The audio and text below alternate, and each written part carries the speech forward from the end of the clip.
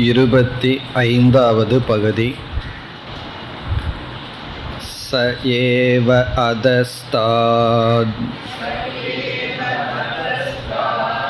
ச உபரிஷ்டாத் ச பశ్చాத் ச புரஸ்தாத் ச தக்ஷிணதः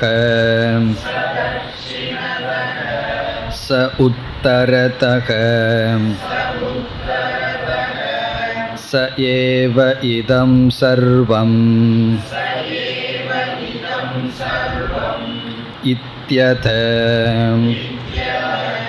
அதக அகங்கார ஆதேஷ ஏவ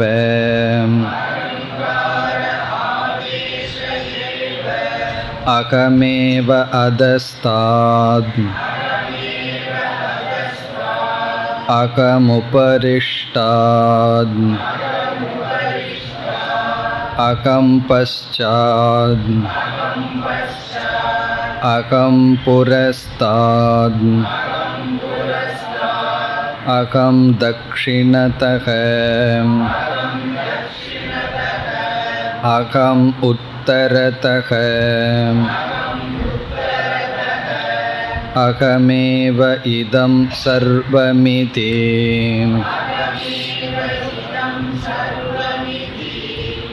அதாதக ஆத்மாதேஷ ஏவ ஆத்மைவ அதஸ்தாத் ஆத்மோபரிஷ்டாத் ஆத்மா பశ్చాத் ஆத்மா புரஸ்தாத் ஆத்மா தக்ஷிணதः ஆத்மோத்தரதः ஆத்மைவ இதம் சர்வம்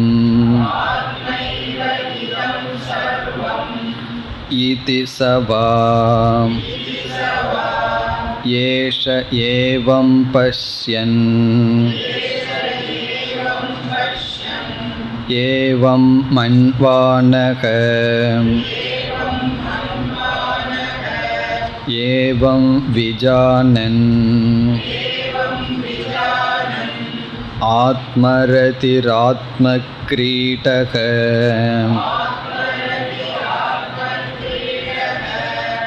ஆத்மமிதுன ஆத்மானந்தக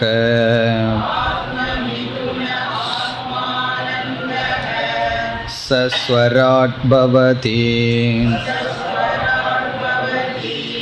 தஸ்ய சர்வேஷு லோகேஷு காமசாரோ பவதி அதயே அன்யதாதக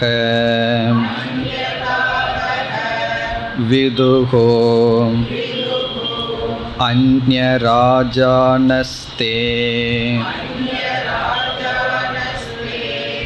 க்ஷய்யலோகா பவந்தி தேஷாம் சர்வேஷு லோகேஷு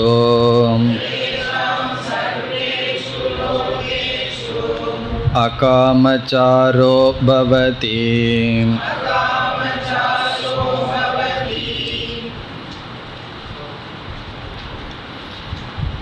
இந்த 25வது பகுதியிலும் பூமா என்ற தத்துவத்தினுடைய லட்சணம்தான் வருகின்றது.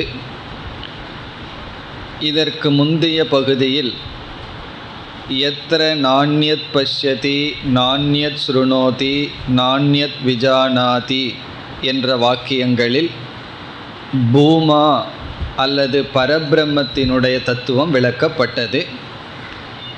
அதே பூமா அல்லது பிரம்மத்தினுடைய தத்துவம்தான் இங்கும் விளக்கப்படுகின்றது. இந்த பகுதியில் பிரம்ம தத்துவம் விளக்கப்பட்டு பிறகு பிரயோஜனமும் சொல்லப்படுகின்றது.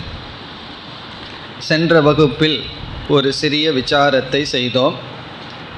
அதை மிக சுருக்கமாக ஞாபகப்படுத்தி கொண்டு நாம் தொடரலாம். ஒரு வாக்கியத்தில் பல சொற்கள் அமைந்திருக்கும். ஒவ்வொரு சொற்களுக்கும் ஒவ்வொரு பொருள்கள் இருக்கும். அந்த பொருளுக்கு அதிகரணம் என்று நாம் இங்கு கூறுகின்றோம். அதிகரணம் என்றால் அந்த நாமம் எந்த ரூபத்தை அல்லது பொருளை குறிக்கின்றதோ அந்த பொருளுக்கு அதிகரணம். புஸ்தகம் என்ற சொல்லுக்கு அதிகரணம் இங்கு இருக்கின்ற புஸ்தகம். டேபிள் என்ற சொல்லுக்கு அதிகரணம் ஒன்று இருக்கின்றது.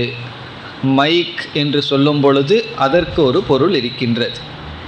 இப்படி ஒரு வாக்கியத்தில் பல சொற்கள் வந்தால் பல பொருள்களை அது குறிக்கும். இது சாதாரணமாக அமைகின்றது. ஆனால் சில சமயங்களில் ஒரு வாக்கியத்தில் பல சொற்கள் வருகின்றன. ஆனால் அனைத்து சொற்களும் ஒரே ஒன்று பொருளை குறிக்கின்றது. எல்லா சொற்களும் சமமான அதிகரணத்தை உடையது என்றால், சமமான என்றால் ஒரே ஒரு ஆதாரத்தை பொருளை உடையது என்றால் அந்த வாக்கியம் சாமானாதிகரண்யம் என்று பார்த்தோம். ஆனால் அந்த சொல் ஒரே சொல்லாக திரும்ப திரும்ப இருக்கக்கூடாது. அதை நாம் வாக்கியம் என்று சொல்ல மாட்டோம். ஜபம் செய்யும் பொழுது ஒரே ஒரு நாமத்தை தொடர்ந்து சொல்கின்றோம். அதை நாம் சாமானாதிகரண்யம் என்று சொல்வதில்லை. பிறகு எப்படி என்றால், ஒரு வாக்கியத்தில் பல சொற்கள் இருக்கின்றன. அவை ஒவ்வொரு கோணத்தில் ஒவ்வொரு விதத்தில் அந்த ஒரே சொல்லை விளக்க வேண்டும். அதற்கு நாம் சில உதாரணமெல்லாம் பார்த்தோம். இப்படி சாமானாதிகரண்ய வாக்கியம் பலவிதமான வாக்கியங்கள் இருக்கின்றது. அதில் நாம் 2 விதமான சாமானாதிகரண்யத்தை எடுத்துக்கொண்டோம். அவனே இவன் என்று சொல்லும் பொழுதும், ஜீவனே பரமாத்மா அல்லது பரமாத்மா ஜீவாத்மா என்று சொல்லும் பொழுதும் எப்படிப்பட்ட சாமானாதிகரண்யம் என்றால் ஐக்கிய சாமானாதிகரண்யம். ஐக்கிய சாமானாதிகரண்யம் என்றால் பரமாத்மாவும் ஜீவாத்மாவும் ஒன்று.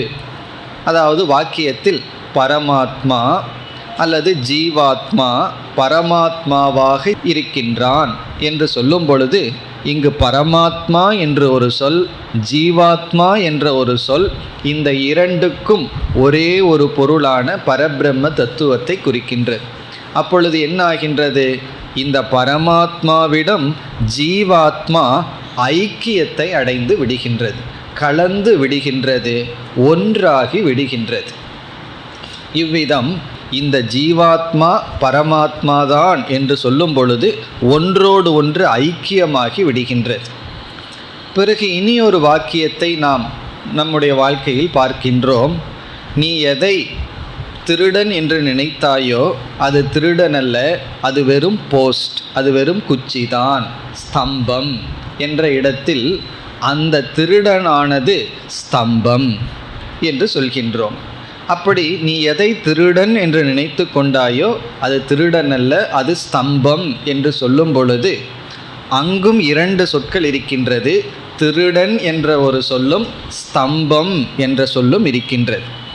அது எப்படி ஒரே ஒரு இடத்திற்கு செல்கிறது என்றால், ஒன்றை நீக்கிவிட்டு ஒன்று மட்டும் அங்கு நிற்கின்றது. அதை பாதாயாம் சாமானாதிகரண்யம் என்று சொன்னோம். பாதை என்றால் நீக்குதல். ஒன்றை நீக்கிவிட்டு முழுமையாக நீக்கிவிட்டு அந்த ஒன்று மட்டும் இருத்தல். உதாரணமாக சில இடங்களில் ஒரே வாக்கியத்தில் நம்ம ஐக்கிய சாமானாதிகரண்யம் செய்யலாம், பாத சாமானாதிகரண்யத்தையும் செய்யலாம்.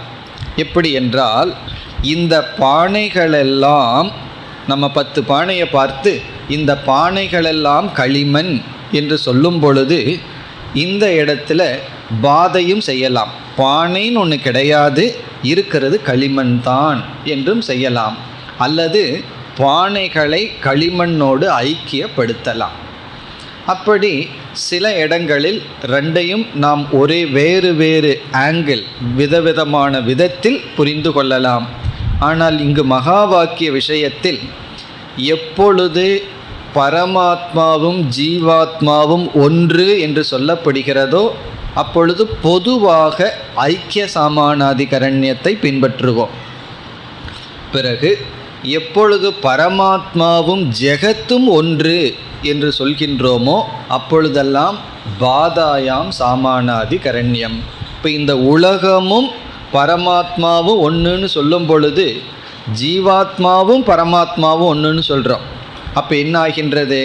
உலகமும் பரமாத்மாவும் ஒன்று, ஜீவாத்மாவும் பரமாத்மாவும் ஒன்று என்று சொல்லும் பொழுது உலகம் பரமாத்மாவாக கலந்து விடுவதில்லை. ஏனென்றால் உலகம் என்று சொல்லும் பொழுது ஜடமான இந்த பிரபஞ்சத்தை குறிக்கின்றோம். ஜீவன் என்று சொல்லும் பொழுது அறிவுடைய சேதனமான ஒன்றை குறிக்கின்றோம். இப்போ சேதனமான ஜீவன் பரமாத்மாவுடன் ஐக்கியமாகின்றான். ஜடமான இந்த பிரபஞ்சம் நீக்கப்படுகின்றது. அது எப்படி நீக்கப்படுகின்றது என்றால், இந்த புருஷன் ஸ்தானு, அயம் ஸ்தானுகு, அயம்னா இந்த மனிதன், நீ திருடன்னு நினச்சிட்டு இருந்தவன் திருடன் அல்ல, இது வெறும் போஸ்ட்டு தான் என்று சொல்லும் பொழுது ஒன்று நீக்கப்படுகின்றது. அல்லது ஒருவன் மரத்தினால் செய்த யானையை பார்க்கின்றான், அவன் யானை என்று நினைத்து கொண்டிருக்கின்றான். அப்போ நம்ம என்ன சொல்கிறோம்? இந்த யானையானது மரம் என்று சொல்லும் பொழுது இங்கு ரெண்டு சொற்கள் இருக்கின்றது. யானை என்று ஒரு சொல், மரம் என்று ஒரு சொல். அப்பொழுது என்ன செய்கின்றோம்? இந்த யானை என்பது நீக்கப்பட்டு மரம் என்பது மட்டும் அங்கு இருக்கின்றது. இப்போ ஒரு வாக்கியத்தில் இரண்டு சொற்கள் இருந்த போதிலும் இந்த யானையானது மரமாக இருக்கின்றது, இந்த நாயானது கல்லாக இருக்கின்றது என்றெல்லாம் சொல்லும் பொழுது அங்கு இருக்கின்ற ஒரு பகுதியானது நீக்கப்படுகின்றது. அங்கு அப்படி ஒன்று இல்லை. பிறகு எனக்கு இருக்கிறதாக அனுபவித்தேனே என்ற கேள்வி நமக்கு வருகிறது. இந்த யானையானது மரம் என்று சொல்லும் பொழுது அப்பொழுது எனக்கு இருந்ததாக ஒரு உணர்வு இருந்ததே, பயம் வந்ததே, யானை என்று பயம் கொண்டேனே, யானையை போன்ற அனுபவம் தோன்றியதே என்றால், அதனால தான் நம்ம சொல்கிறோம் அந்த யானை அசத்தல்ல, மித்தியா என்று சொல்கின்றோம். அது முழுமையாகவே அசத்தாக இருந்தால் அப்படி ஒரு உணர்வு, அப்படி ஒரு பயம் இதெல்லாம் நமக்கு வந்திருக்காது. இந்த உலகம் நம்ம அனுபவத்துக்கே இல்லை என்றால் இதை நம்ம அசத்துன்னு சொல்லி விட்டிருப்போம். ஆனால் அனுபவத்திற்கு இருக்கின்றது, நமக்கு உணர்வுகளை, சுகதுக்கம் இவைகளையெல்லாம் கொடுக்கின்றது. ஆனால் விசாரம் செய்து பார்க்கும் பொழுது ஒரு வஸ்துவாக இல்லை. ஆகவே என்ன சொல்கின்றோம்? இந்த உலகம் என்பது இல்லை. இப்போ இந்த வாக்கியத்தினுடைய சாரம், அந்த பரமாத்மா, இங்கு சொல்லப்பட்ட பூமா, இவைகள் அனைத்துமாக இருக்கின்றது. அதுதான் சாரம். அதனுடைய அர்த்தம் என்னன்னா, இவைகள் அனைத்தும் என்று ஒன்று இல்லை, இவைகளெல்லாம் பூமா மீது ஏற்றி வைக்கப்பட்டுள்ளது. நீ பார்த்த யானை மரமாக இருக்கிறது, மரம்தான் இந்த யானையாக இருக்கிறது. அப்படி ஒரே வார்த்தையில் சொல்லிட்டா போதும், மரம் இந்த யானையாக இருக்கிறது என்று சொன்னால் போதும். பிறகு நம்ம அந்த குழந்தைக்கு என்ன செய்கிறோம்? இந்த மரம்தான் யானையினுடைய தும்பிக்கையாக இருக்குது, இந்த மரம்தான் யானையினுடைய கால்களாக இருக்குது, இந்த மரம்தான் யானையினுடைய வாளாக இருக்குது. இப்படி என்ன பண்ணிகிட்ருக்கோம்? யானையில் இருக்கிற ஒவ்வொரு அங்கத்தையும் எடுத்துட்டு இந்த மரம்தான் யானையினுடைய காது, யானையினுடைய கண், இப்படியே சொல்லிகிட்டே போகிறோம். எது வரைக்கும்னா அந்த குழந்தை பொறுமையை இழக்கிற வரைக்கும் சொல்லிட்டு போகிறோம். ஏன்னா முழு யானையை பார்த்து பயந்துட்டு இருக்கு. எடுத்த உடனே ஒரே வாக்கியத்தில் சொன்னால் குழந்தையினால் புரிஞ்சிக்க முடியல. அப்படி அந்த குழந்தை புரிகிற வரைக்கும் என்ன செய்கிறோம்? இந்த மரம்தான் தலை, மரம்தான் காது, மரம்தான் கண்ணுன்னு சொல்கிறோம். பிறகு குழந்தைக்கு நல்லா புரிஞ்ச உடனே இதற்கு மேலே ஏன் சொல்லணும்னு சொல்லி என்ன பண்ணிடுறோம்? சர்வம், அங்கே இருக்கிறது எல்லாமே இந்த மரம்தான். அதே போல தான் இங்கே நமக்கு ஒரு வாக்கியம் வருது. இப்போ உபனிஷத்துக்குள்ளே போனால் ச ஏவ அதஸ்தாத், ச ஏவ சக பூமா, அந்த பரமாத்மாதான், ஏவ அந்த பரமாத்மாதான், அதஸ்தாத், அதஸ்தாத்னா கீழே எது இருக்கின்றதோ அவைகள், கீழே இருப்பது. யானையினுடைய காலை சொல்கிறது போல் அந்த குழந்தையை பார்த்து என்ன சொல்கிறோம்? மரந்தான் கால்களாக இருக்கின்றது. அதுபோல் உபனிஷத் சொல்லுது ச ஏவ அதஸ்தாத், இந்த பூமாதான், நீ எதையெல்லாம் கீழே பார்க்கின்றாயோ அதெல்லாம் இந்த பூமாதான். சரி, கீழே இருக்கிறதெல்லாம் பூமான்னு சொன்னால் மேலே இருக்கிறது என்ன? சக உபரிஷ்டாத். உபரிஷ்டாத்னா மேலே, மேலே என்னென்னு இருக்கோ அதெல்லாம் அதுதான். சகனா அதுவே, உபரிஷ்டாத் மேலே எது இருக்கின்றதோ அது. ச ஏவ அதஸ்தாத்னா கீழே எது இருக்கோ அது அதுதான், மேலே எது இருக்கோ அது அதுதான், அந்த பூமாதான். சரி, கீழையும் மேலேயும் பூமான்னு சொன்னால் பின்னாடி பக்கத்தில் யார் இருக்கா? ச பశ్చాத். ச பశ్చాத்னா நமக்கு பின்னாடி, உனக்கு முதுகுக்கு பின்னாடி என்ன இருக்கோ அதுதான். இது குழந்தைகிட்ட சொல்கிறது போல் யானையினுடைய உடம்பு தான், அதாவது யானையினுடைய உடல் மரம்தான், அப்படி சொல்வது போல் பశ్చాத் பின்னாடி, பின்னாடி எது இருக்கோ அது பூமாதான். ச புரஸ்தாத், புரஸ்தாத்னா முன்னாடி, உனக்கு முன்னாடி எல்லாம் எது இருக்கோ அதுவும் பூமாதான். முன்னாடி இருப்பது அது, உனக்கு முன்னாடி இருக்கிறதும் பின்னாடி இருக்கிறதும் மேலே இருக்கிறதும் கீழே இருக்கிறதும் அதுதான். சரி, பிறகு மற்ற டைரக்ஷனெல்லாம் இருக்கேன்னா ச தக்ஷிணதக, தக்ஷிணதகன தெற்கு, உனக்கு தெற்கு பக்கம் எது இருக்கோ அதுவும் பூமாதான். ச உத்தரதக, உத்தரதகன வடக்கு, உனக்கு வடக்கு பக்கம் எது இருக்கோ அதுவும் பூமாதான். வடக்கு திசையில் எவைகளெல்லாம் இருக்கோ அதுவும் பூமாதான், தெற்கு திசையில் எவைகளெல்லாம் இருக்கோ அதுவும் பூமாதான். இது குழந்தைக்கு சொல்கிறது போல் என்ன சொல்லிகிட்டு இருக்கோம்? குழந்தைக்கு காது எது மரம், வாய் மரம், பல்லு மரம், இப்படியெல்லாம் சொல்லிட்டோன்னா குழந்தை என்ன ஆகுது? எனக்கு புரிஞ்சு போச்சே, இனிமேல் ஏன் ஒவ்வொன்றா சொல்கிறீர்கள்னு சொல்லும் பொழுது உபனிஷத் நமக்கு சொல்லுது ச ஏவ இதம் சர்வம். அதுதான் என்னுடைய எண்டு. இதம் சர்வம், இவைகள் அனைத்தும் ச ஏவ அதுதான். நமக்கு முக்கியமான வாக்கியம் இதுதான். இந்த ஒரு வாக்கியம் நமக்கு போதும். ச ஏவ இதம் சர்வம், இதம் சர்வம்னா இவைகள் அனைத்தும் அதுதான், அந்த பூமாதான். இப்போது இது சமான அதிகரண வாக்கியம். சக அப்படின்னு ஒரு சொல் இருக்குது. சகன்னு சொன்னால் அது, இந்த இடத்துல பிரம்மத்தை குறிக்கின்றது. இதம் சர்வம்ங்கிறது இவை அனைத்துங்கிறது குறிக்கிறது.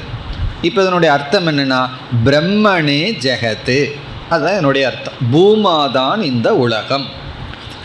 அப்போ ரெண்டு இருக்கின்றதே என்றால் இந்த ரெண்டு எப்படி இருக்கின்றது?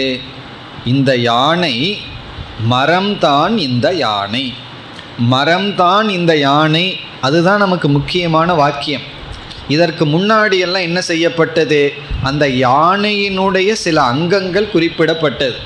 மரம்தான் காது, மரம்தான் கைகள், கைகள் அல்ல தும்பிக்கை, மரம்தான் கால்கள், இப்படி சொல்லிட்டு இருந்து கடைசியில் என்ன சொல்லிட்டோம்? மரம்தான் யானைன்னு சொன்னோம். அதுபோல் சின்ன சின்ன சில உதாரணங்கள் முன்னாடி இருக்கிறது பின்னாடி இருக்கிறதுனெல்லாம் சொல்லி இறுதியாக இந்த முக்கிய வாக்கியம் வருகிறது. ச ஏவ இதம் சர்வம், இவைகள் அனைத்தும் அந்த பூமா அல்லது ஈஸ்வரன் அல்லது பரமாத்மா. இந்த இடத்துல சகங்கிறது பிரம்மத்தையும் குறிக்கின்றது, ஈஸ்வரனையும் குறிக்கின்றது. மாயையோடு சேர்ந்து பார்த்துட்டா உடனே ஈஸ்வரன் ஆயிடுறார், சற்று மாயை நீக்கி பார்த்தா உடனே பிரம்மனாகி விடுகின்றார். அப்படி அது நிர்குண ரூபமாகவும் சகுண ரூபமாகவும் மாயா துணையுடன் எது இருக்கின்றதோ அது இவைகள் அனைத்தும் என்பதிலிருந்து இவைகள் அனைத்தும் நீக்கப்படுகின்றது. அப்போ இதம் சர்வம்ங்கிறது நீக்கப்பட்டு இங்கே ஒன்றும் கிடையாது, இவைகளெல்லாம் அதுதான் என்று சொல்லும் பொழுது இவைகளாக நீ எதை பார்த்து கொண்டிருக்கின்றாயோ உண்மையில் அதுதான், அதன் மீது தான் ஏற்றி வைக்கப்பட்டுள்ளது. இப்போ இந்த யானை உதாரணத்துக்கு சென்றோம்னா, அந்த பையன் யானையாக நீ எதையெல்லாம் பார்த்துட்ருக்கிறையோ அப்போ நீ எதை பார்த்துட்ருக்க? மரத்தைத்தான் பார்த்து கொண்டு இருக்கின்றாய். நீ மரத்தை பார்த்து கொண்டு மரம்ங்கிற புத்தியிலிருந்து நீ வீழ்ந்து விட்டு யானைங்கிற புத்தியை வைத்து கொண்டு இருந்தாய். அதான் ரொம்ப முக்கியமாக புரிஞ்சுக்க வேண்டிய இடம். நீ மரத்தையே பார்த்துட்டு, ஆனால் பார்க்கறது மரம்தான், உனக்கு புத்திக்குள்ளே எதை பார்க்குற மாதிரி உணர்வு? யானைங்கிறத கொண்டு வைத்து விட்டாய். இப்போ இந்த இடத்துல நீ அதையே பார்த்துட்டு யானைங்கிற புத்தியை மட்டும் நீக்கிவிடு. இப்போ சயேவ இதம் சர்வம்ங்கிறது போல நீ பார்த்து கொண்டிருக்கிறதெல்லாம் பிரம்மத்தை தான், ஆனால் பிரம்மம்னு பார்க்காம ஜெகத்துன்னு பார்க்கின்றாய். உடனே பேதம் வருகிறது. யானைன்னு பார்த்தா உடனே பயம் வரும், எல்லா விதமான பேதமும் வரும். அப்படி ஜெகத்துன்னு பார்த்துட்ருக்க, நீ பார்த்துட்ருக்கிற பொருளில் ஜெகத்துங்கிற புத்தியை நீக்கிட்டு பிரம்மன்கிற புத்தியை கொண்டு வா. அப்படி அந்த பிரம்மன்கிற புத்தி வரும்பொழுது ஜெகத்துங்கிற புத்தி பாதை நீக்கப்படுகின்றது. இந்த இடத்துல பாதான்னு ஏன் சொல்கிறோம்னா, ஜெகத்துங்கிற அனுபவம் ஜெகத்து மாதிரியே இருக்கும், ஆனால் ஜெகத்துங்கிற புத்தியானது நீக்கப்பட்டு விட்டது. நம்ம புத்தி தான் இங்கு நீக்கப்படுகிறதே தவிர அனுபவம் அப்படியே இருக்கின்றது. ஏன்னா இந்த ஞானத்திற்கு பிறகு எல்லாம் அப்படியே தான் தெரியும். இதற்கு முன்னாடி எப்படி இருந்ததோ அவைகளெல்லாம் அப்படியே தான் தெரியும். வெளி உலகத்தில் எந்த மாற்றமும் வராது. ஞானம் வந்ததற்கப்புறம் பார்க்குறதெல்லாம் வேறு மாதிரி தெரியுமா, பிரம்ம மாதிரி தெரியுமான்னு கேட்கக்கூடாது. பார்க்குறது ஞானத்துக்கு முன்னாடி எப்படி இருந்ததோ ஞானத்திற்கு பிறகும் அப்படியே இருக்கும். ஆனால் புரிஞ்சிக்கிறதுல தான் பெரிய மாற்றம். இப்போ இந்த குழந்தை உண்மையிலேயே யானைன்னு நினச்சிட்டு பார்த்துட்டு ரொம்ப தூரத்தில் இருந்துட்டு பயத்தோடு பார்த்துட்டு இருந்தது. இது மரம்னு தெரிஞ்ச உடனே அதுக்கப்புறம் பூரா மரமாக தெரியுமா, மரம்னா கீழே வெட்டி போட்ட மரமாக தெரியுமா, இல்லை யானையாக தெரியுமா? அதுக்கப்புறம் யானையாக தெரியும். அதில் இனியொரு பியூட்டி என்னென்னா, அதற்கு பிறகு தான் அந்த குழந்தை யானையை நல்லா ரசிக்கும், யானையினுடைய அழகை நல்லா ரசிக்கும். காரணம் என்ன? அதற்கு முன்னாடி அந்த யானையை பார்த்து பயந்துட்டு இருந்தது. அப்படி இந்த உலகத்தை பார்த்துட்டு பயந்து ஓடிட்டுருப்பவர்கள் இந்த உலகம் பிரம்மன்னு தெரிஞ்சிட்டா இந்த உலகத்தை உண்மையில் அவர்கள்தான் அனுபவிக்கின்றார்கள். நம்ம நினச்சிட்டோம் ஞானிகள்லாம் உலகத்தை அனுபவிக்கிறதே இல்லை, உலகத்தை கண்டு ஓடியவர்கள், கண்ணை மூடியவர்கள்னு நினைக்கிறோம். உண்மையில் அவர்கள்தான் உண்மையிலேயே உலகத்தை அனுபவிப்பவர்கள். காரணம் என்னென்னா, அவர்கள் இந்த உலகத்தை பார்த்துட்டு பயந்துட்டும் ஓடலை, உலகத்தை நோக்கியும் ஓடலை சுகத்திற்காக. அப்பொழுது இந்த உலகத்தை முழுமையாக இந்த உலகத்தை அனுபவிப்பவர்கள் யார்னா, இந்த உலகத்தினுடைய சாரத்தை உணர்ந்தவர்கள். முதல்ல அசாரம்னு உணர்ந்து வைராகியத்துக்காக உலகத்தை எல்லாம் நிந்திக்கிறோம், அது ஒரு ஸ்டேஜ், அவ்வளோதான். அதற்கு பிறகு மீண்டும் இந்த உலகத்தை பார்க்கின்றோம். சர்வம் பிரம்மமயம், சர்வம் சிவமயம் அல்லது விஷ்ணுமயம்னு நம்ம என்ன செய்கின்றோம்? சயேவ இதம் சர்வம். இந்த உலகத்தை பார்க்கும் பொழுது இந்த உலகம் அனைத்தும் அந்த ஒரு பரபிரம்ம அல்லது பூமா, அந்த ஆனந்தமே இந்த உலகமாக இருக்கின்றது என்று இந்த உலகம்ங்கிற புத்தி நீக்கப்பட்டு இந்த உலகம்ங்கிற புத்தியில் பிரம்ம, பூமா அல்லது பரமாத்மா அல்லது ஈஸ்வரன் என்ற புத்தியானது வருகின்றது. இந்த கருத்து தான் ஈஷாவாசியத்தினுடைய முதல் வாக்கியத்திலே வந்தாச்சு. ஈஷாவாசியம் இதம் சர்வம். அதாவது நல்ல மாட்டுக்கு ஒரு சூடு போதும்பாங்க. அப்படி இந்த ஈஷாவாசியம் இதம் சர்வம்னு கேட்டோம்னா அதோட உபனிஷத்து ஓவர். காரணம் என்ன? சங்கரர் அங்கே அழகான ஒரு அர்த்தத்தையும் கொடுத்துருக்காரு. ஈஸ்வர ஞானேன, இறைவன்கிற புத்தியில் இந்த உலகத்தை மறைச்சிருன்னு ஒரு அர்த்தம் சொல்கிறார். இறைவனால் உலகம் வியாபிக்கப்பட்டிருக்குன்னு ஒரு அர்த்தம். இனி ஒரு அர்த்தம் வாசியம்ங்கிறதுக்கு ஆச்சாதனீயம், மறைத்து விடு, இந்த உலகத்தை அப்படியே மறைச்சிரு. ஈஸ்வர திருஷ்டியா, இறைவன்கிற புத்தியில் ஈஸ்வரன்கிற திருஷ்டியில் இந்த உலகங்கிறத நீ மறைத்து விடு. அதுதான் இங்கு சொல்லப்படுகிறது. ச ஏவ இதம் சர்வம். இப்போ இந்த வாக்கியங்கள்லாம் முண்டக்கத்திலையும் வந்திருக்கு. பிரம்மைவ விஸ்வம் கர்ம என்று முண்டகோபனிஷத்துலேயும் பிரம்மந்தான் விஸ்வம், கர்ம தபமான ரூபமான இந்த விஸ்வம் பிரம்மந்தான். பிரம்மைவ புரஸ்தாத் பிரம்ம இவ தட்சிணதகனெல்லாம் பல இடங்களில் வந்த கருத்து தான். அதுதான் இங்கும் வருகின்றது.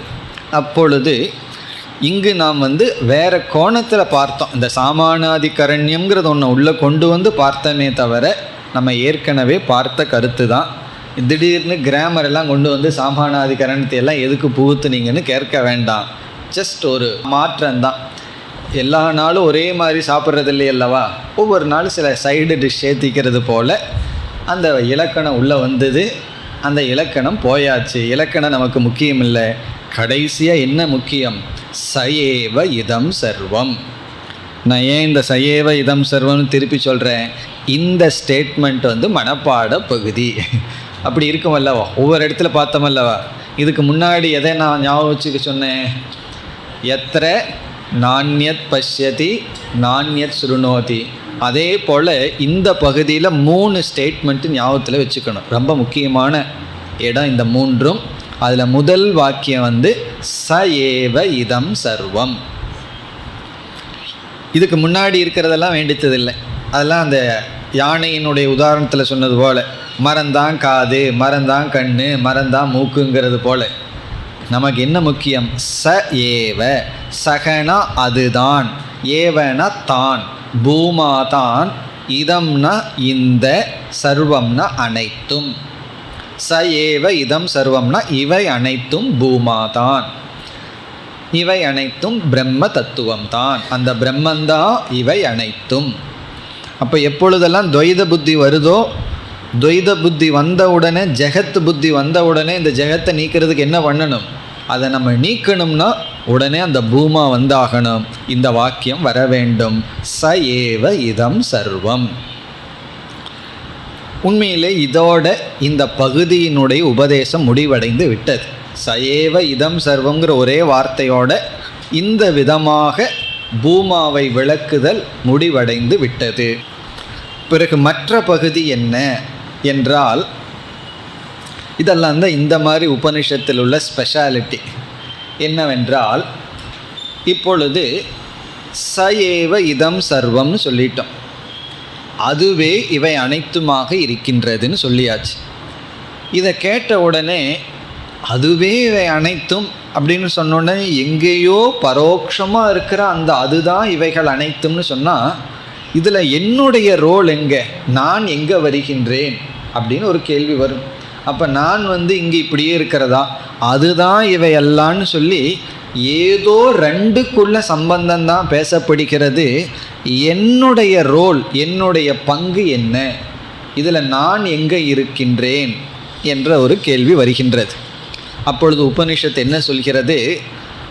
அதுதான் இவை அனைத்தும் அதுவாக இருக்கிறது அப்படின்னு முதல் வாக்கியத்தினுடைய அர்த்தம்.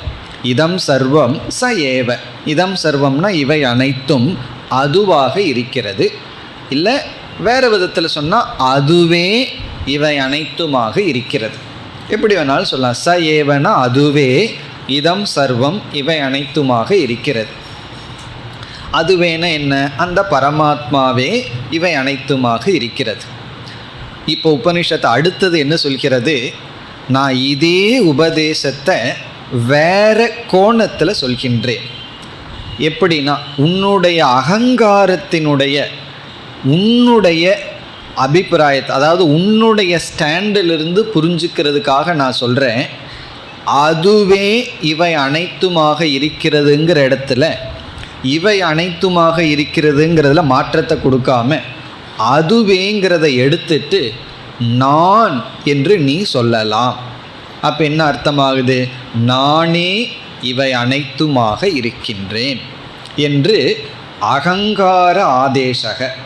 அகங்கார ஆதேசகன்னா இந்த இடத்துல அகங்காரம்னா ஜீவன் அர்த்தம். ஜீவனுடைய அடிப்படையில் உனக்கு கொஞ்சம் மாற்றி இந்த லட்சணத்தை சொல்கிறேன் என்று இங்கே யார் சொல்கின்றார்? சனத்குமாரர் நாரதருக்கு சொல்கிறார். இங்கே அதுவே இவை அனைத்தும்னு சொல்கிறதுக்கு பதிலாக வேறு விதத்தில் சொல்லலாம். நீ என்ன சொல்லிக்கலாம்? நானே இவை அனைத்துமாக இருக்கிறேன்னு சொல்லலாம். ஒரே பொருள்தான். அப்படி அடுத்த பகுதி வருகிறது. அப்போ என்ன மாற்றம்? உபதேசத்தில் என்ன மாற்றம்? அதுவே இவை அனைத்தும் இஸ் ஈக்குவல் டு நானே இவை அனைத்தும். இது ரொம்ப முக்கியமான இடம். நானே இவை அனைத்தும், அதுவே இவை அனைத்தும் என்பது நானே இவை அனைத்தும் என்று மாற்றப்பட்டது. திடீர்னு இந்த நான்கிறதுல ஒரு சந்தேகம் வந்துடுதுன்னு வச்சுக்கோமே. நான்கிறதுல சந்தேகம் வந்துவிட்டால் பிறகு நான்கிறது உண்மையில் யார்? இந்த உடலா? இந்த உடல்னு போயிட்டோம்னா இவை அனைத்துமா? இல்லை. இந்த உடல்னு நான் எடுத்துட்டேன்னா இந்த உலகத்தை நான் பார்க்குறவன் ஆயிடுறேன். அப்போ நான்கிறதுனுடைய அர்த்தம் என்ன என்றால், நான்கிறதுனுடைய அர்த்தம் அனாத்மாவான உடலை நீக்கிய இந்த உடலை பிரகாசப்படுத்துகின்ற ஆத்மா. இப்போ நான்கிறதுனுடைய அர்த்தம் ஆத்மா. ஆத்மான்னு சொன்னால் அறிவு சுரூபமாக என்னுள் விளங்கி கொண்டிருக்கின்ற, அந்த என்னுள்னு கூட சொல்ல முடியாது, அறிவு சுரூபமாக விளங்கி கொண்டிருக்கின்ற நான். ஜடஸ்வரூபமாக விளங்குகின்ற நான் அல்ல. இந்த உடலும் மனதும் நானாக விளங்கிட்டு இருக்கேன், அது என்னுடைய ஜடமாக இருக்கு.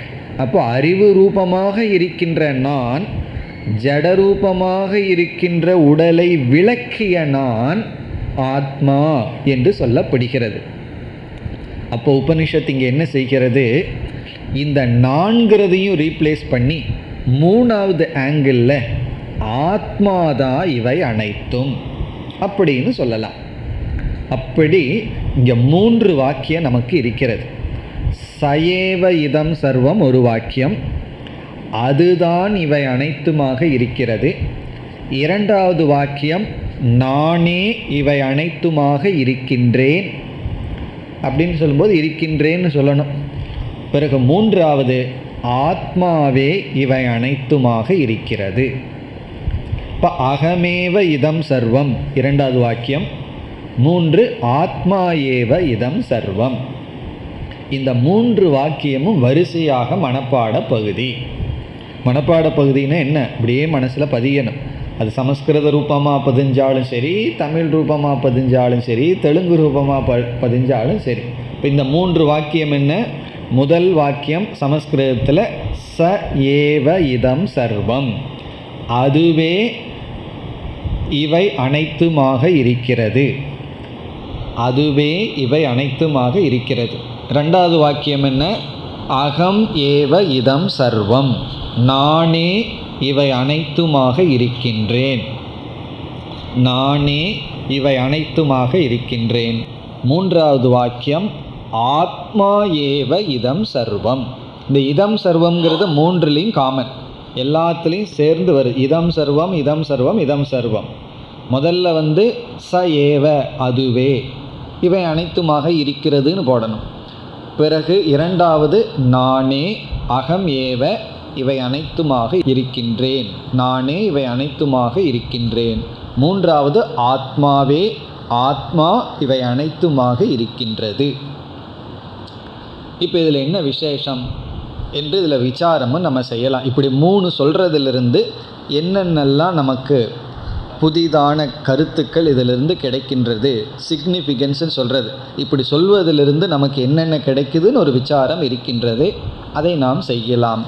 இதனுடைய அர்த்தத்தை பார்த்துட்டு பிறகு அந்த விசாரத்திற்கு வரலாம். இப்போ அடுத்த பகுதி என்னன்னு சொன்னால், இந்த அதுவேங்கிற இடத்தை எடுத்துட்டு நானே என்று உபதேசம் செய்யப்படுகிறது என்றே சொல்கிறார்.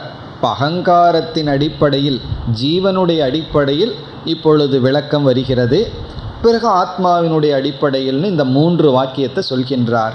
இப்போ இந்த 3 வாக்கியம் எவ்வளவு தூரம் போகுதோ அதை நாம் மூலத்தில் பார்த்துவிட்டு பிறகு மீண்டும் விசாரத்திற்கு வரலாம். இப்படி 3 படியில் சொல்வதனால் நாம் என்னென்ன கருத்துக்களை அடையலாம் என்பதை இப்பொழுது மீண்டும் உபனிஷத்திற்குள் சென்றால் முதல் வரியை முடிச்சிருக்கோம். ச ஏவ அதஸ்தாத் ச உபரிஷ்டாத் ச பశ్చాத் ச புரஸ்தாத் ச தட்சிணதக ச உத்தரதக. அதெல்லாம் குழந்தைக்கு சொல்கிற மாதிரின்னு பார்த்துட்டோம். யானை உதாரணத்தை மனசில் வச்சுக்க வேண்டியது குழந்தைக்கு சொல்கிற மாதிரி. முக்கியமான வாக்கியம் என்ன? ச ஏவ இதம் சர்வம் இதி. பிறகு உபனிஷத், அதாவது இங்கு குருவானவர் அத அதக, அத அதகன வேறு விதத்தில் இப்பொழுது உபதேசம் செய்யப்படுகிறது. அதாதக அப்படின்னு சொன்னால் இப்போ வேறு ஆங்கிளில் வேறு விதத்தில் இப்பொழுது உபதேசம் செய்யப்படுகிறது. அதன நெக்ஸ்ட்டு அடுத்தது, அதகன வேறு விதத்தில். என்ன அந்த வேறு விதம்? என்ன எந்த அடிப்படையில்?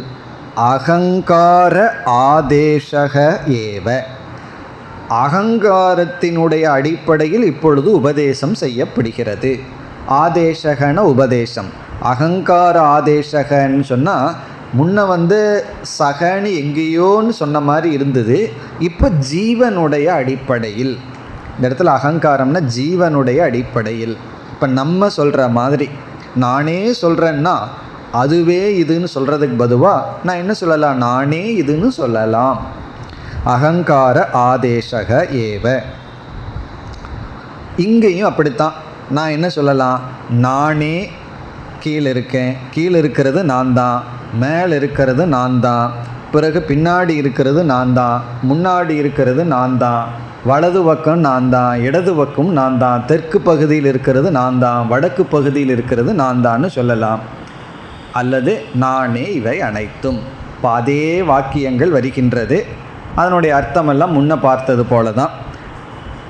மூலத்தை பார்த்தால் அகமேவ அதஸ்தாத், இதனுடைய அர்த்தமெல்லாம் பார்த்துட்டோம் நம்ம. அதஸ்தாத்னா கீழே, அகமேவ உபரிஷ்டாத், அகமேவ உபரிஷ்டாத் நான் தான் மேலே இருக்கேன். அகம் பశ్చాத் பின்னாடி, அகம் புரஸ்தாத் நானே முன்னாடியும் பின்னாடி இருக்கேன். அகம் தட்சிணதக, தட்சிணதகனா தெற்கு பக்கம் நான் தான் இருக்கேன். அகம் உத்தரதக, வடக்கு பக்கமும் நான் தான் இருக்கேன். இனி இதுதான் நமக்கு முக்கியம்.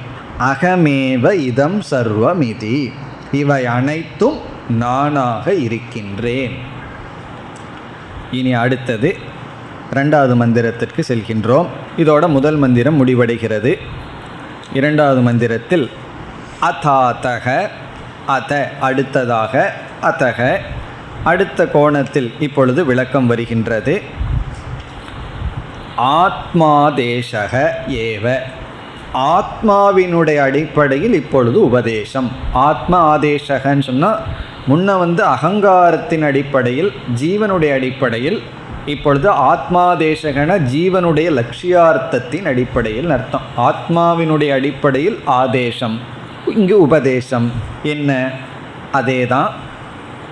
ஆதேச ஏவ, ஆத்மா ஏவ அதஸ்தாத், ஆத்மாதான் கீழே இருக்கு. ஆத்மா உபரிஷ்டாத், ஆத்மாதான் மேலே இருக்கு. ஆத்மா பశ్చాத் பின்னாடி. ஆத்மா புரஸ்தாத், ஆத்மாதான் முன்னாடி. ஆத்மா தட்சிணதக, ஆத்மா உத்தரதக.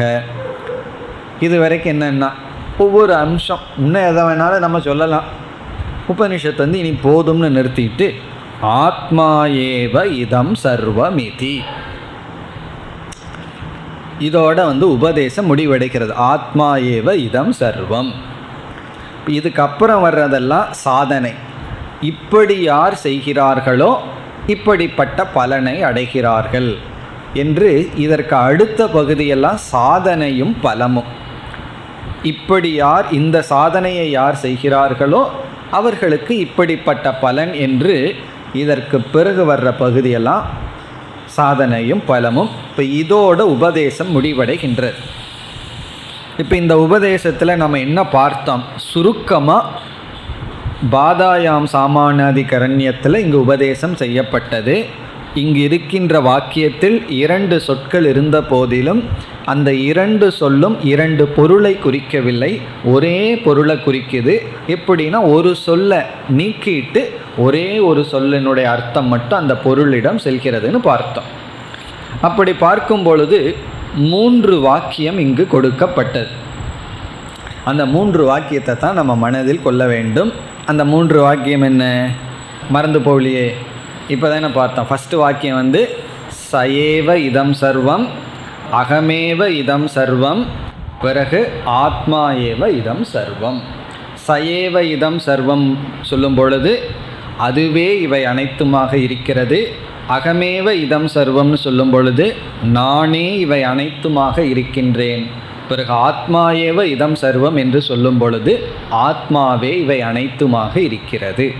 சமஸ்கிருதம் தெரியாட்டியும் கூட இந்த வாக்கியத்தை மனசில் வச்சுக்கணும். இதனுடைய அர்த்தமும் நமக்கு இப்பொழுது தெரியும். இதம் சர்வம்னா இவை அனைத்தும், சர்வம்னா அனைத்தும், இதம்னா இந்த அனைத்தும், சகனா அது, அகம்னா நான், ஆத்மானா ஆத்மா, ஏவன மட்டும், அதுவே நானே. இந்த ஏன்னு சொல்கிறோமே தமிழில், அதுவே நானே ஆத்மாவே இவை அனைத்துமாக இருக்கின்றேன். இனி இப்படி சொல்வதனுடைய சிக்னிஃபிகன்ஸ் என்ன? இப்படி சொல்கிறதிலிருந்து நமக்கு என்ன ஒரு அறிவு கிடைக்கின்றது என்று நாம் இப்பொழுது பார்க்க வேண்டும். இப்போ வந்து நம்ம எல்லாத்துக்கும் காமனாக 3 இருக்கே, இதம் சர்வம், அதையே விட்டுருவோம். இதம் சர்வம்னா இவை அனைத்தும்னு விட்டுருவோம்.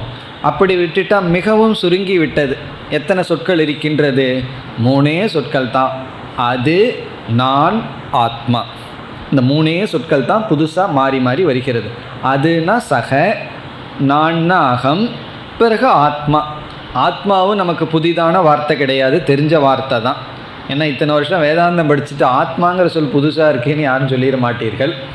அதே போல் அகம் பிரம்மாஸ்மி தத்துவமசின்னு சொல்லி சொல்லி அகங்கிறது நமக்கு ரொம்ப தெரிஞ்ச சொல்லு தான்.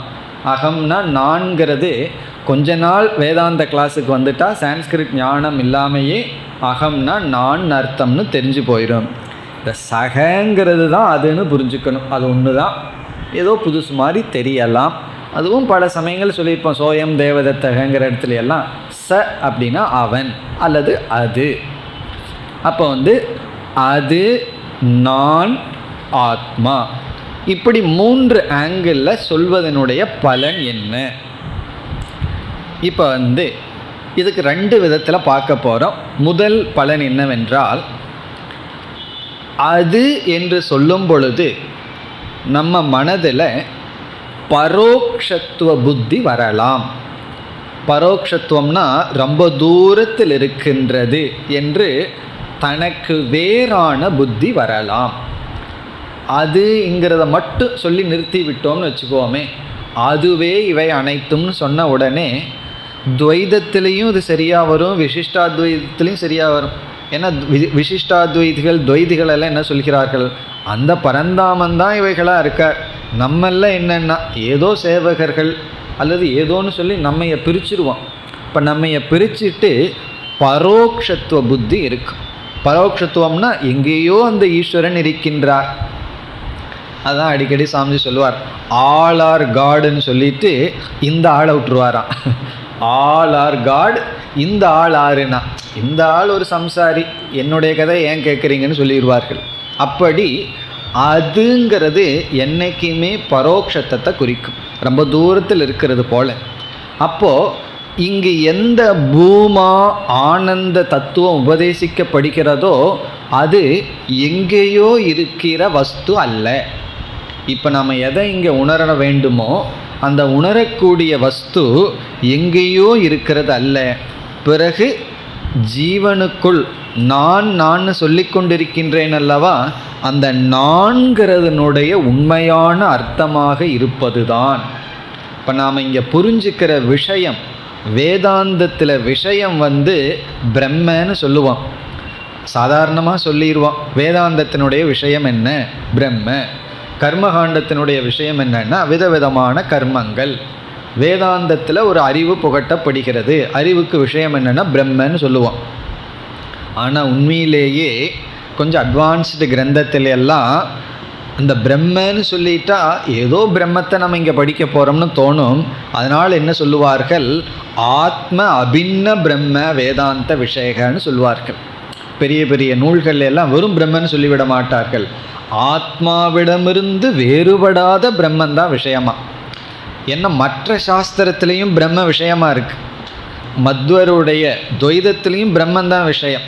ஆனால் அந்த பிரம்மத்துக்கு வேறு லட்சணம் கொடுக்கிறார்கள். இங்கே எப்படிப்பட்ட பிரம்மன் விஷயம், என்னிடமிருந்து வேறுபடாத பிரம்மந்தான் இங்கே வேதாந்தத்துக்கு விஷயம்னு சொல்வது போல, இந்த பிரம்மத்தை பரோட்சத்திலிருந்து அபரோக்ஷமாக மாற்றணும். அபரோக்ஷம்னா என்ன, மிக மிக அருகில உடையதாக நானாக மாற்றி புரிந்து கொள்ள வேண்டும். ஆகவே இந்த அது என்பதனுடைய விளக்கம்தான் அகம். இந்த அதுங்கிறது அகம்னு விளக்கப்படுகின்றது. அகம்னா நான். இந்த அதுவை எப்படி புரிஞ்சுக்கணும், நானாக புரிந்து கொள்ள வேண்டும், அதுவை நானாக உணர வேண்டும். அப்போ என்ன ஆகும், அதுவே இவை அனைத்தும்னு சொல்கிறதுக்கு பதிலாக நான் என்ன சொல்கிறேன், நானே இவை அனைத்தும், நானே இவை அனைத்துமாக இருக்கின்றேன். தைத்திரியத்தில் இதுக்கு ஒரு வாக்கியம் இருக்குது, யாருக்காவது ஞாபகம் வருதா? ஒரு ரிஷி சொன்னார், திரிசங்கு அப்படிங்கிறவர் சொன்னார், அகம் விருக்ஷஸ்ய ரேரிவா, நானே விருக்ஷஸ்ய ரேரிவா, இந்த சம்சாரத்திற்கு ஆதாரமாக இருக்கின்றேன். கீர்த்தி பிருஷ்டம் கிரேரிவன்னு சொல்லி எப்படி அகங்கிறது அங்கே அவர் கொண்டு வந்தார், அதுபோல அகம் நானே இவை அனைத்துமாக இருக்கின்றேன். அப்போ நான் எப்படி பார்க்கலாம், இந்த உலகத்தை கண்ணை திறந்து பார்க்கும் பொழுது இந்த உலகமெல்லாம் அந்த பிரம்மன்னு பார்க்கலாம், ஈஸ்வரன்னு பார்க்கலாம், அல்லது பார்க்கிறதெல்லாம் நான் தான். இந்த ஸ்டேஜில் போய் அவங்ககிட்ட திருஷ்ய வேகமெல்லாம் பண்ணுன்னு சொல்லவெல்லாம் கூடாது. திருஷ்ய வேகமெல்லாம் ரொம்ப தூரத்துக்கு முன்னாடி பண்ணினது. இங்கே எங்கே திருஷ்யம் இருக்குது, பார்க்கிற திருஷ்யமெல்லாம் திருக்காக்கி அகம், நானே தான் இவைகள் அனைத்துமாக இருக்கின்றேன். இப்போ கண்ணாடி முன்னாடி நம்ம முகத்தை பார்த்தோம்னா அங்கே எதை பார்க்குறோம், நான் என்னத்தான் பார்த்துட்டு வந்தேன்னு சொல்லுவோம். ரூம்குள்ளே போய் திடீர்னு கண்ணாடி முன்னாடி நம்ம பார்த்துட்டு வந்தோம்னா ஒருத்தர் கேட்குறார், யாரை போய் பார்த்துட்டு வந்தேன்னு கேட்குறார். ரூம்குள்ளே போனே யாரை பார்த்துட்டு வந்தேன்னு கேட்குறாரு. அவர் என்ன சொல்லுவார், நான் என்ன தான் பார்த்துட்டு வந்தேன். அதனுடைய அர்த்தம் என்னன்னா, உன்னை எதுக்கு நீ பார்க்கணும்னா, இருந்தாலும் கண்ணாடியில் போய் நம்ம பார்த்துட்டு வந்துடுறோம், எப்படி போட்டெல்லாம் வச்சுருக்கோம் அப்படின்னு பார்த்துட்டு வந்துடுறோம். அதுபோல் இந்த உலகத்தை கண்ணை திறந்து பார்த்தோம்னா நான் என்னையே பார்க்கின்றேன், அங்கே துவைதம் கிடையாது. அப்போது பரோக்ஷத்துவ புத்தியை நீக்குவதற்கு அகம் சப்த பிரயோக. இந்த அகங்கிற பிரயோகம் எதுக்கு, ஏன் உபனிஷத்து சகங்கிறதுலேருந்து அகங்கார ஆதேசம், அகங்காரத்தினுடைய அடிப்படையில் விளக்க வந்ததுன்னா அந்த பரோக்ஷத்துவத்தை நீக்குவதற்காக. பரோக்ஷத்துவம்னு சொன்னால் ஐயோ தூரத்தில் இருக்குது அப்படிங்கிறத நீக்குவதற்காக. இனி அடுத்தது என்ன, சரி அகங்கிறதுலேருந்து இனி ஆத்மாவுக்கு போகணும். இந்த அகங்கிற சப்தம் நான்கிற சொல்லு ரொம்ப காலமாக ஞானம் வர்ற வரைக்கும் இந்த அகம் அனாத்மாவோட கலந்தே இருந்தது. எப்பொழுதெல்லாம் நான் சொல்கிறேனோ அந்த நான் அனாத்மாவான உடலோடு கலந்து நான் புரிஞ்சிட்ருக்கேன். இந்த இடத்துல தான் திருஷ்ய விவேகம் பண்ணும் பொழுது இந்த திருஷ்யம் சரீரம் மனக இந்திரியம் பஞ்ச கோஷம்னு இந்த அனாத்மாவையெல்லாம் நீக்கி இதெல்லாம் ஜடம்னு புரிய வச்சு இதை பிரகாசப்படுத்தி கொண்டிருக்கின்ற அறிவு சுரூபமான நான் அப்படின்னு சொல்கின்றோம். அப்போ என்ன சொல்கிறோம், நான்கிற சொல்லு நான் ஈக்குவல் டு ஆத்மா ப்ளஸ் அனாத்மான்னு சொல்கிறோம். இந்த நான் என்பது அகம் இஸ் ஈக்குவல் டு ஆத்மா ப்ளஸ் அனாத்மா. உண்மையிலேயே அனாத்மா இல்லை, அனாத்மாவையும் ஆத்மாவையும் சேர்ந்து நான் புரிஞ்சிட்ருக்கோம். அப்போ இந்த அகம் விசாரத்தில் ஆத்ம விசாரத்தில் என்ன பண்ணியிருக்கோம், நான் யாருங்கிற விசாரத்தில் நான்கிறதுக்குள்ள ரெண்டு அம்சம் இருக்குது. ஒன்று உடல், இனி ஒன்று ஆத்மா. இந்த உடலை அனாத்மான்னு சொல்லி ஒரு அம்சத்துக்கு ஆத்மானு பேர் கொடுத்துருக்கோம். அந்த அம்சம்தான் சைத்தன்ய அம்சம், அந்த அம்சம்தான் நித்தியம், அது எல்லா அவஸ்தையிலையும் தொடர்கிறது என்றெல்லாம் சொல்லி ஆத்மாதான் நான்கிறதுக்கு சரியான அர்த்தம். நம்ம அறியாமையில் ஆத்மாவுக்கு அனாத்மாவையும் சேர்ந்து புரிஞ்சிட்டோம் அப்படின்னு விசாரம் பண்ணி வச்சுருக்கோம். இப்போ அதை ஞாபகப்படுத்த இப்போ நானே இவை அனைத்தும்னு சொல்லும் பொழுது அந்த நான்கிறதனுடைய அர்த்தம் என்ன, நான்கிறதுனுடைய சரியான அர்த்தம் என்னன்னா அனாத்மாவோட சேர்ந்த நான் அல்ல, வெறும் ஆத்மாதான், அனாத்மா இல்லாத நான். ஆகவே அடுத்த சொல் இந்த நான்கிறதுனுடைய விளக்கம். அகம் சப்த விளக்கம்தான் ஆத்மா. அப்போ மூன்றாவது சொல்லு ஏன் வந்தது? இந்த அகங்கிறத விளக்க வந்தது. அகங்கிறதுனுடைய அர்த்தம் ஆத்மாதான், அப்படின்னா அனாத்மா அல்ல. அப்போ இந்த மூன்று வார்த்தையினுடைய தேவை அல்லது நிலை எப்படி நமக்கு உணர்த்துகிறதுன்னு சொன்னால், அதுன்னு சொல்லும் பொழுது அந்த பிரம்மத்தை உணர்த்துகிறது. நான்னு சொல்லும் பொழுது நான் ஜீவாத்மாவை உணர்த்துகிறது. பிறகு அந்த நான்கிறதுல ரொம்ப வருஷமாக அனாத்மாவை கலந்துட்டோம். இப்போ அனாத்மா கலக்காதது தான் இந்த நான். அனாத்மா கலந்த நானாக இருந்தால் இதம் சர்வமாக இல்லை. அப்படிப்பட்ட நான் இவைகள் அனைத்துமானவனா இல்லை, வேறு தான், அங்கே பேதம் இருக்குது. அப்போ இந்த நான்கிறதுக்கு விளக்கம்தான் ஆத்மா. அப்போ நம்ம எப்படி புரிஞ்சுக்கிறோம்? ஆத்மாங்கிற ஒரு அறிவை அடைஞ்சு இந்த ஆத்மாதான் அகம்னு புரிஞ்சுட்டு இப்போ கீழேருந்து மேலே ஏறுவோம். மேலேருந்து கீழே வந்தது போல் கீழேருந்து மேலே ஏறினோம்னா ஆத்மாவை புரிஞ்சு, இந்த ஆத்மாவை நான்னு புரிஞ்சு, இந்த நானே பிரம்ம. அப்படி புரிஞ்சுட்டு என்ன சொல்லுவோம்? ஆத்மாதான் இவையெல்லாம், நான் தான் ஆத்மா, நான் தான் இந்த பிரம்மன். அப்போ என்னன்னா எப்படி வேணாலும் சொல்லலாம். இவைகள் அனைத்தும் பிரம்மன்னு சொல்லிட்டு அது யாருன்னா நான் சொல்லி, நான் யாருன்னா ஆத்மானு வரலாம். மேலேருந்து கீழே வரலாம். மேலேருந்து கீழே வரணும்னா எப்படி? அதிலிருந்து அகம், அகங்கிறதுலேருந்து ஆத்மா, கீழிருந்து மேலே போகலாம். முதல்ல ஆத்மானா என்னன்னு புரிஞ்சுட்டு, இந்த ஆத்மாவை அகம்னு புரிஞ்சுட்டு, இந்த அகத்தையே பிரம்மமாக புரிந்து கொள்ள வேண்டும். அது எப்படி இருந்தாலும் இதம் சர்வம் சக அல்லது அகம் அல்லது ஆத்மா என்று மூன்று படித்துறைகளில் அல்லது விதவிதமான ஆங்கிளில் இந்த சக ஏவ இதம் சர்வம், அகமேவ இதம் சர்வம் அல்லது ஆத்மா ஏவ இதம் சர்வம் என்று உபதேசம் இங்கு செய்யப்படுகிறது. இது ஒரு பிரயோஜனம். இப்படி இந்த மூன்று வாக்கியத்திலிருந்து இந்த அறிவை நாம் அடைகின்றோம். இனி இரண்டாவது ஆங்கிளுக்கு போகிறோம்.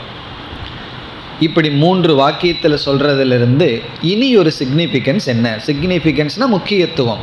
இதிலிருந்து நமக்கு வேறு என்ன அறிவு கிடைக்கின்றது என்று பார்க்க வேண்டும். இதுவும் இந்த இரண்டாவது ஆங்கிள் ரொம்ப ஒரு முக்கியமான பெரிய விசாரம். இந்த சித்தி கிரந்தங்கள்லாம் சிலது இருக்கும், அதில் எல்லாம் இந்த விசாரம் பக்கம் பக்கமாக போகும். இப்போ என்ன விசாரம்னு சொன்னால், இந்த மோக்ஷம்னு சொல்லும் பொழுது யாருக்கு மோக்ஷம் என்ற ஒரு கேள்வி வரும் பொழுது, மோக்ஷம் என்ற இடத்தில் சர்வநாசம் மோக்ஷம்னு சொன்னால் யாருமே அந்த மோட்சத்தை விரும்ப மாட்டார்கள். சர்வநாசம்னா எல்லாமே அழிகிறது தான் மோட்சம், எல்லாமே சென்று விடுவது மோட்சம்னா உண்மையிலே யாருக்குமே அந்த மோட்சத்தில் நாட்டம் வராது. இப்போது நம்ம டாக்டர்கிட்ட போகிறோம், தலையில் ஏதோ ஒரு வலி. டாக்டர் சொல்கிறார், இந்த தலைவலி நீங்கிறதுக்கு மீண்டும் உனக்கு தலைவலியே வரக்கூடாதுன்னா உங்களுக்கே தெரிஞ்சு போச்சு. என்ன சொல்கிறார் டாக்டரு? தலையை நீக்கிடுவோம், தலையை கட் பண்ணிடலாம் அப்படின்னு சொல்கிறார். நம்ம அப்படிப்பட்ட சொல்யூஷன் அதை நம்ம ஒத்துக்குவோமா? எனக்கு தலை வேணும், ஆனால் அதில் வலி தான் வேண்டாம். அப்போது தலைவலிக்கு டாக்டர்கிட்ட போனால் தலையவே எடுக்கிறது தான் சுலபம்னு சொல்லி அவருக்கு அது சுலபமாக இருக்கலாம், பட் நமக்கு அது விருப்பம் அல்ல. அப்படி நான் இங்கே அண்டர்லைன் பண்ண வேண்டியது நான். இந்த நான் துக்கப்பட்டுட்டு சாஸ்திரத்துக்குள்ளே போகிறேன். சாஸ்திரம் சொல்லுது இந்த நானையே நான் அழிக்க போகிறேன்னு சொல்லுது. நமக்கு வேண்டாமே, அட்லீஸ்ட் சாஸ்திரகிட்ட போகாமல் இருந்தால் நானாவது இருப்பேனே. அப்போது நம்ம இந்த ஸ்வநாசம்னு சொல்கிறது. ஸ்வநாசம்னா நம்மையே நாசப்படுத்திக்கிறதுக்கு, ஸ்வனா நம்மையே, நாசம்னா அழிக்கிறது, ஒரு புருஷார்த்தமும் அல்ல, மோட்சமும் அல்ல, யாரும் விரும்ப மாட்டார்கள். அப்போது நான் ஒன்று இருந்து இந்த என்னையே அழிச்சிக்கிறது தான் மோட்சம்னு சொன்னால் அந்த மோட்சம் யாருக்கு வேண்டும்? அதனால தான் இந்த யோகிகளை எல்லாம் பார்த்து நம்ம சொல்லுவோம், மனோநாசம் மனோநாசம்னு சொல்லாதே, நீ மனதையே நாசம் பண்ணுறதுக்கு எதுக்கு மனசை வச்சுட்டு சாதனை பண்ணுற? இந்த மனசை வச்சுட்டு இவன் பெரிய தியானம் பண்ணுறான், எதுக்குண்ணா? மனசை அழிக்கிறதுக்கு. அப்போது இது ஸ்வநாச பிரசங்கன்னு யோகிகளுக்கெல்லாம் மனோநாசத்தில் அவங்க தப்பான அபிப்பிராயத்தை வச்சுருந்த இந்த பாயிண்ட்டையும் நம்ம சொல்லுவோம். உன்னையே அழிச்சிக்கிறது மோட்சம் அல்ல, இது நம்ம சொல்கிறது. இந்த விசிஷ்டாத்வைதிகள் துவைதிகளெல்லாம் இது ஒரு பெரிய ஆர்குமெண்ட்டாக வச்சுட்டு நம்மகிட்ட வந்து குறை சொல்வார்கள். நீ வந்து அத்வைதத்தை பேசுகிற, அத்வைதத்தில் ஒன்று தான் இருக்குது, நீ அங்கே இல்லை, நாங்கள் துவைதத்தில் நாங்களாக இருந்துட்டு அந்த பிரம்மத்தை கிட்ட அடைவோம். ஆகவே உன்னுடைய அத்வைத மதத்தில் ஸ்வநாச பிரசங்கங்கிறது அவங்க நம்மகிட்ட கொடுக்குற ஒரு பெரிய சார்ஜ்னு என்ன, நம்மகிட்ட ஒரு பெரிய குறையாக என்ன சொல்லுவார்கள், அத்வைதத்தில் இந்த அகங்காரமே நாசம் அடைஞ்சிரும். அப்போது யார் மோட்சத்தை அடையிறதுக்கு இருக்கா? ஏன்னா அந்த பிரம்ம ஒன்று தானே இருக்குது, ரெண்டு இல்லையே. இப்போ ஒன்று தானே இருக்குன்னு சொல்லும் பொழுது ஒன்றா ஈஸ்வரனை நீ நாசம் பண்ணணும், பிரம்மத்தை நாசப்படுத்தணும், இல்லை உன்னுடைய அகங்காரத்தை நாசப்படுத்தணும். பிரம்மத்தை நாசப்படுத்த உன்னாலே முடியாது, நீ அதை செய்ய மாட்ட. அப்போ அத்வைதத்தில் என்ன தோஷம் வருதுன்னா, நீ பிரம்மத்துக்கிட்ட போன உடனே நீ அங்கு நீயாக இல்லை. அதுக்கு நம்ம அத்வைதத்தில் சில உதாரணமெல்லாம் சொல்லி, ஒரு உப்பு பொம்மை வந்து கடலினுடைய ஆழத்தை பார்க்க போச்சான், கொஞ்சம் தூரம் போன உடனே அது கரைஞ்சி விட்டது. அப்போது அந்த உப்பு பொம்மை எப்படி கடலினுடைய ஆழத்தை அனுபவிக்க முடியும்? அது கடலோட ஒன்றாக கலந்து அங்கே தனித்தன்மை வியக்தித்துவம் இல்லையே, அப்படி ஒன்று. பிறகு கௌடபாதர் வந்து மாண்டூக்கிய காரிக்கையில் வந்து இந்த அகங்காரத்துக்கு பயந்து கொள்கிறார்கள், அபயே பயதர்ஷினகன்னு சொல்லி யோகிகளும் கூட இந்த ஞானத்துக்கு ஏன் வரமாட்டேஇருக்கிறார்கள்? தன்னுடைய நாசமாகி விடுமோ என்ற பயம். என்ன வேதாந்தத்துக்குள்ளே போனால் நானாக இருக்க மாட்டேன், ஆள் மாறாட்டம் ஏற்பட்டு விடுமே, இப்படியெல்லாம் ஒரு பயம். அப்பொழுது எது மோட்சம், என்னையே அழிச்சிக்கிறது மோட்சமா என்ற சந்தேகம் வரும்பொழுது இங்கு அகங்காரத்தினுடைய ஆதேசத்திலையும் இங்கே மோட்சம் பேசப்படுகிறது. ஏன்னா ஞானத்தை அடைஞ்சு நானே இதம் சர்வம்னு சொல்ல முடியும், என்னுடைய நாசம் அங்கு ஏற்படுவதில்லை. வெறும் அதுவே இது, ஆத்மாவே இதுன்னு சொன்னால் நீ சொல்கிறபடி அங்கே நான்கிறது இல்லாமல் போகலாம்.